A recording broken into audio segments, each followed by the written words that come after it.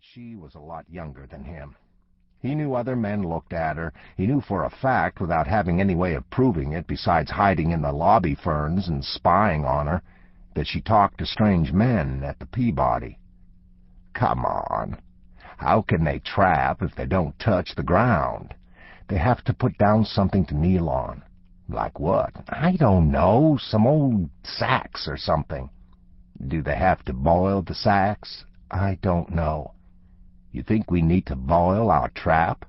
I just think it smells us. Look at the way it keeps watching us. Arthur watched the kitten, watching them for a while. You don't even have a pot big enough to boil it in, he said. That thing's 2 feet long. How about spraying some Lysol on it? Helen gave him her patient look and sipped her wine. He remembered a time when she'd clamp her lovely muscular thighs around his back like the jaws of a new bear trap. She'd be gasping with her head thrown back and her mouth opening and closing, and her fingers in his hair yanking, going, "Oh, my God, baby!" That was a long time ago, true. Way back in Montana. Still. "Be serious," she said.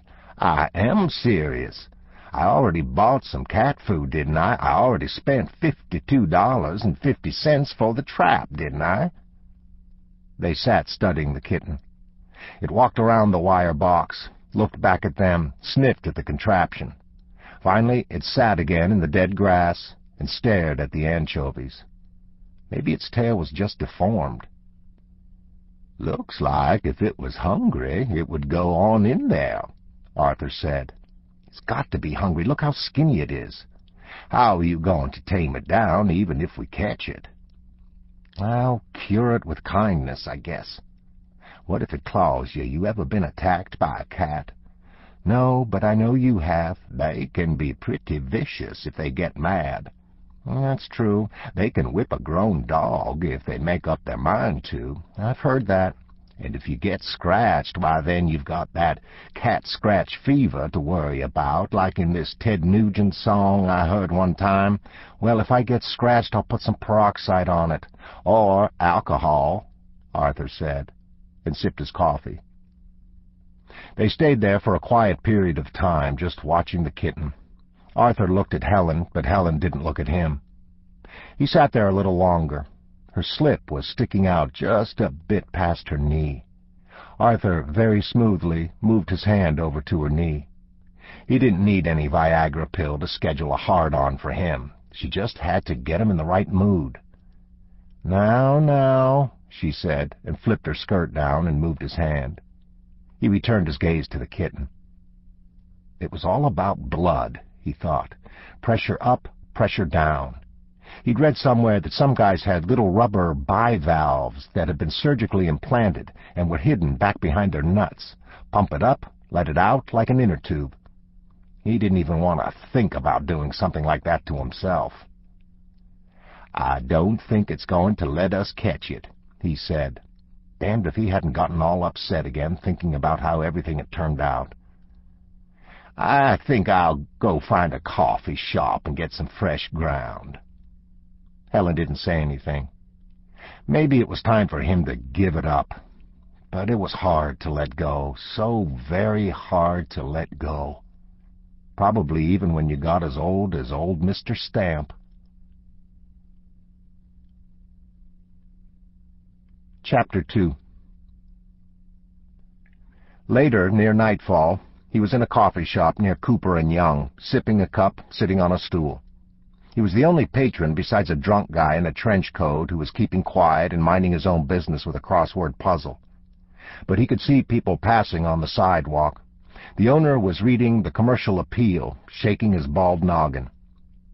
"Dickheads," he said, and turned the paper over. Arthur wondered if maybe there was some place in Memphis where a person could rent a tranquilizer gun.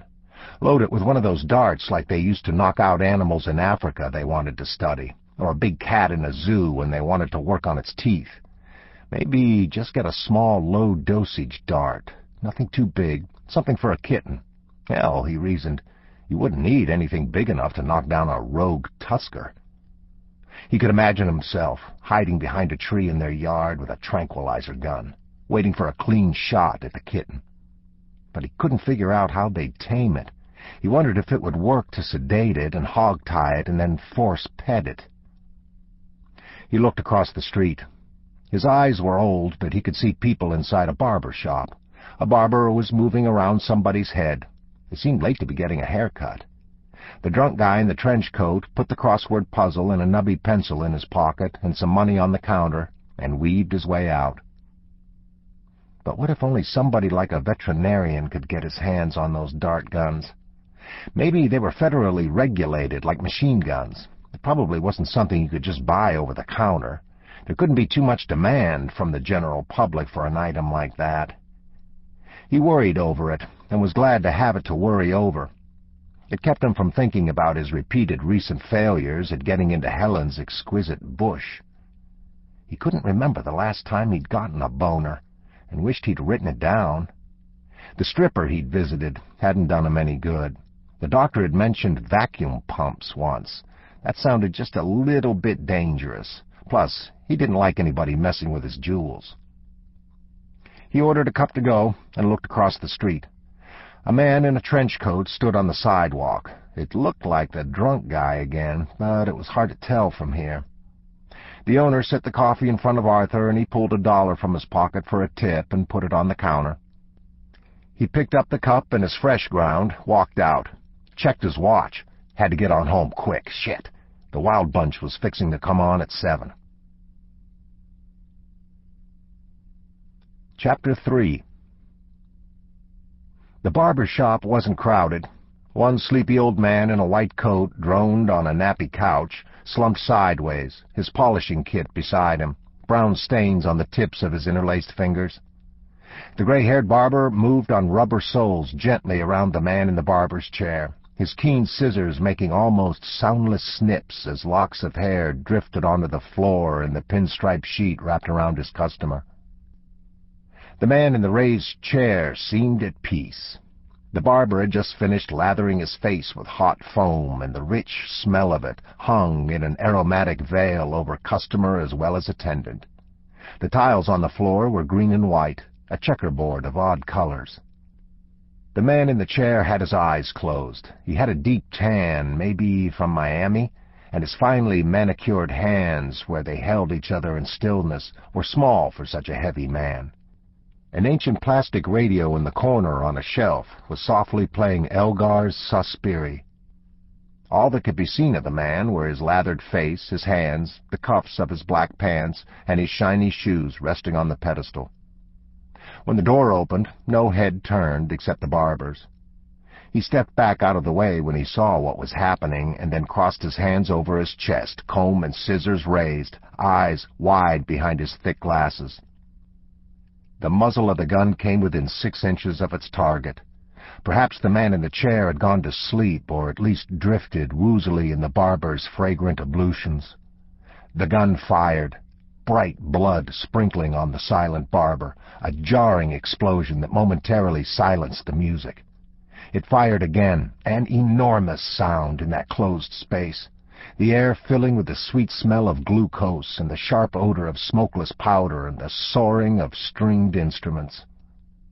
It fired again, and then the barber stood with hot blood dripping from his glasses, his hands still crossed at his chest. The shoeshiner clutched his belly, but did not open his eyes. The killer, who wore a trench coat and a mask kind of like the Lone Ranger's, turned and weaved out of the door while taking off the mask, stepped between 2 parked cars, and was gone. Elapsed time inside the barber shop, 9 or maybe 19 seconds. The barber would tell the police later that it happened so quickly it was hard to say. The guy had been standing under the street lamp out front, drunk, earlier though, he added. Looked like he was working a crossword puzzle.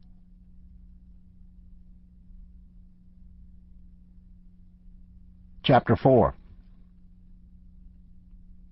Next afternoon, a cab stopped on the brick parking lot in front of the south entrance of the Peabody Hotel downtown. Frankie Falcone stepped out and looked at his shoes. Claude, the doorman, was smiling at him and holding the cab door open with a white-gloved hand.